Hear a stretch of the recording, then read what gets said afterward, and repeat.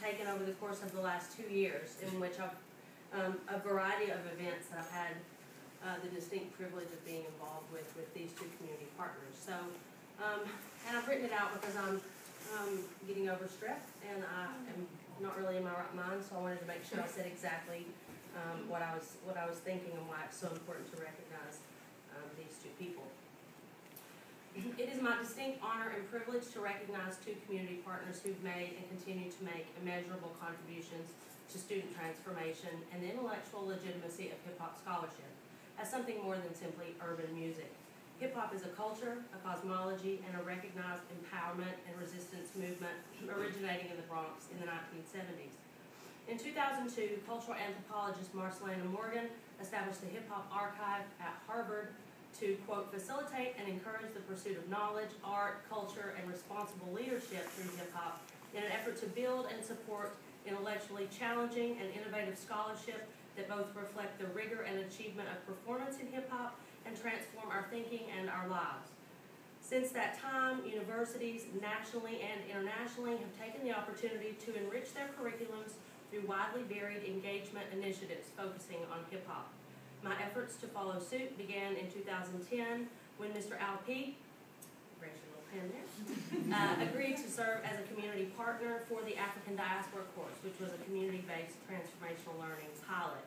One of the core texts was Morgan's ethnography, The Real Hip-Hop, Battling for Knowledge and Power in the LA Underground, and Al Peet joined us for several class discussions and assisted the students with organizing a hip-hop event, Real Hip-Hop on the First Coast, at which Chop Chop delivered an enlightening performance, which I don't like that word, but and I would argue it was the first exposure that a lot of faculty and students at UNF had to what we know as real or termed underground hip hop.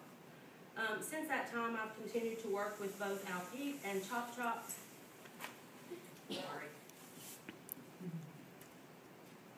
On a variety of projects, particularly related to student engagement.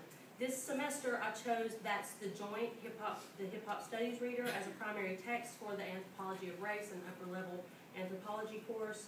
And she agreed to audit that course. And so she's been there every day. She doesn't just come, every now and then. She's been there, she's reading. She's actually said some great things about anthropology, which I think are good.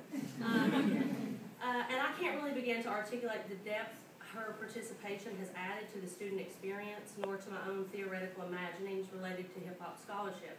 In addition, I developed a film series for the Deconstructing Race in the 21st Century Forum,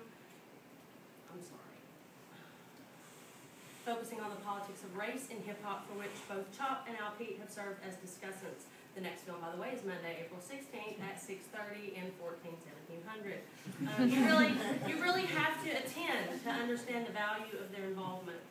We look forward to kicking off the UNF Hip Hop Club in the fall, which is a student organization that the 2010 event, we gathered 64 signatures for the UNF Hip Hop Club, and we'll start that in the fall with both Al Peet and Chop continuing to serve as community collaborators. Now, individually, Mr. Al Peet graduated from Revault and attended Savannah State. He is an artist, an MC, a DJ, and a producer. He has several CDs and is involved in a wide array of ventures that are too vast to do justice to here. You can peruse them yourself at MrAlPeet.com. I had all this, it was kind of cute. Chop graduated from Stanton and received her BA in philosophy from UNF. She is a freelance hip-hop artist, now devoting herself full-time to her art, and that takes guts. I am, just amazed. You can check her out on ReverbNation.com or attend the monthly event she is now spearheading called Support the Heart, an initiative to support the arts through love, i.e. your attendance at these events. And it's not just hip-hop, it's a variety of really great local artists that we have here that she's been doing for several months now.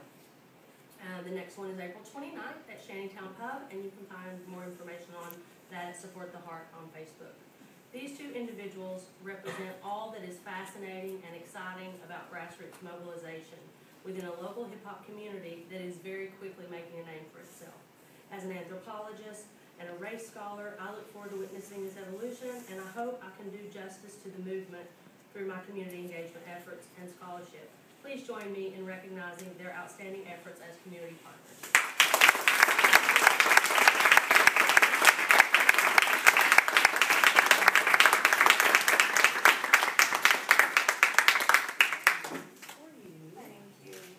You want to say anything?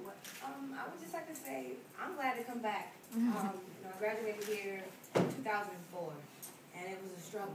And I did it in 4 years, and I got out. And I learned a lot, and philosophy pretty much shaped my entire view of the world. I came out of school, I immediately started teaching in all kinds of public schools for 5 years, and I just recently put that to the side to focus on my art full time. So it has been a challenging journey, but it definitely is paying off, and I give thanks that Dr. Hargrove has had me here in her class, because it shows me that what I do through my music is actually making a difference in what people understand about life and themselves and the community they're in. So I'm glad that I can still be in the community I was born and raised in and have gone to school in, and also now be a part of as a community leader. So thank you.